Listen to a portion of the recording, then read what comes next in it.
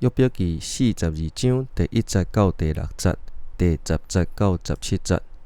第1节，约伯应上主讲：我知你逐项拢会，你的计划无人会当阻挡。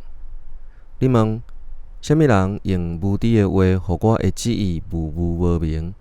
我确实有讲家己无了解的话，这代志真奇妙，我无明白。请你听我要讲，我请问你，请甲我指示。我前目听见你，但我亲目看到你，所以我厌恶家己，坐伫尘埃甲火湖顶忏悔。约伯伫伊的朋友祈祷了后，上主互伊恢复过去的繁荣，照伊以前所有的定赔互伊。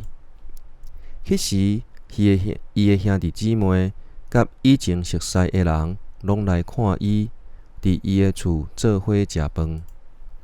因为着上主所讲的，互伊的灾祸悲伤，佮甲伊安慰。逐个人送伊一块银，一个金环。安尼，上主赐福互约伯，互伊的晚景比伊起初较好。